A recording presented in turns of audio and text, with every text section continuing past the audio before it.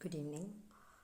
Here is my case study on design thinking based implementation of Zoom FFT in ultrasonic blood flow analysis using VLSI technology.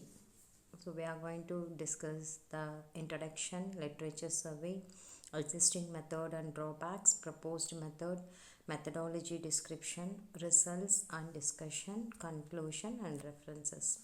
So here is an introduction about Zoom FFT or Zoom Fourier transform. Is a signal processing technique that involves efficiently computing a subset of the FFT, that is our Fourier transform. The blood flow analysis is done by posing a high frequency ultrasonic wave in the blood vessels through a transducer, that is our transmitter. So we are implementing design thinking is a design thinking concept here. So design thinking is a problem solving approach that focuses on understanding the needs and experiences of end users to create innovative and effective solutions, which deals with 5 stages: empathy, define, ideate, prototype and test. So this is the literature review,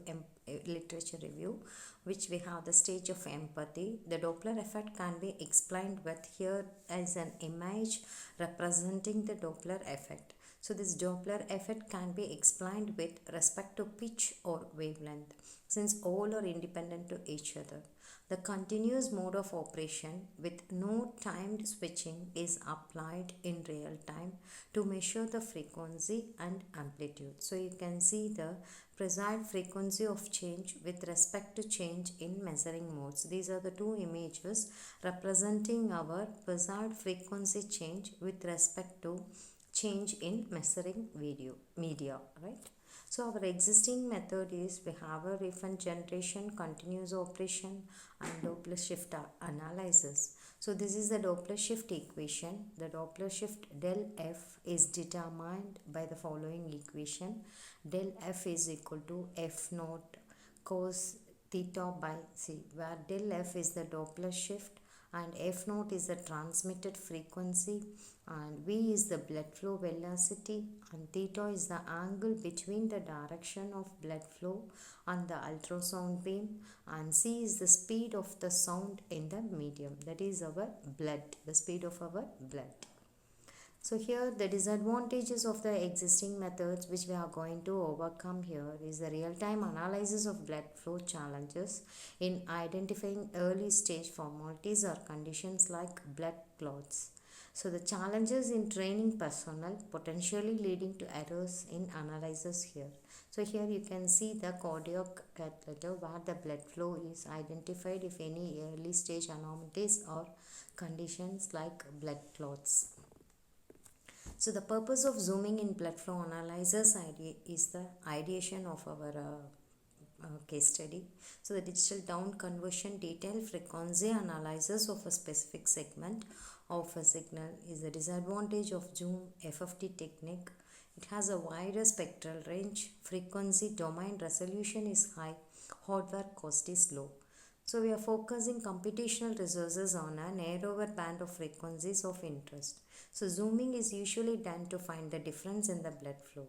It can vary the blood flow depending on blood vessel size in normal and in clot cases. If the clot is in the initial stage, there will be a slight variation in blood flow which could be easily identified. So this is the Doppler principle ultrasonic blood flow analysis, Zoom FFT, frequency translation, discrete Helbig transform, dissemination and Fourier transform.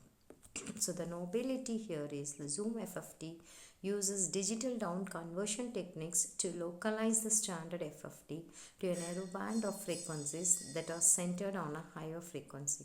So the Zoom FFT is used to reduce the sample rate required when analyzing narrowband signals, that is AG, in HF communication, that is your higher frequency communications. So this is the digital mixed representation and this is the equivalent Zoom FFT algorithm. We can see the difference between the digital and the algorithm based, right? So the frequency translation here is the process of shifting a signal from one frequency to another without loss of information in the signal. So the signal which is of high frequency should be translated to a low frequency to get the proper response of the input signal. So the cos 1900 is the considered as an input signal. It can be translated to cos 100. So this is a waves of frequency translation function. So the output arrived is A B is equal to cos of A cos B plus sin of A sin B and minus 1. So here is the block diagram. So you can see Hilbert transform, input and outputs.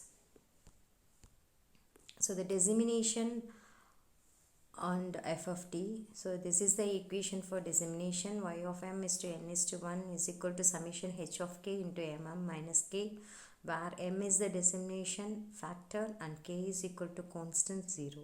So for f of t, x of k n my summation n minus 1 x of n e to the power minus j 2 n and k by n, 0 lesser than or equal to k lesser than or equal to n minus 1, where n is equal to 0.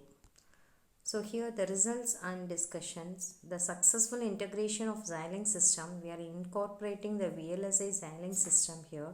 So the generator for DSP into a simulation link environment. So it is facilitated seamless collaboration between MATLAB simulation link and Xilinx FPGA development. So these are the simulation results of my case study. This HDL design can then be synthesized for implementation in Vertex 2 Pro platform FPGAs, that is field programmable gate arrays, and Spartan 2E FPGAs, field programmable gate arrays. So these are the results. So the conclusion here is this work sets the stage for future innovations and underscores the importance of a comprehensive and adaptable approach to signal processing challenges. This collaborative platform combining MATLAB, Simulation Link and Xilinx FPGA technologies exemplifies innovation in the field. Thank you.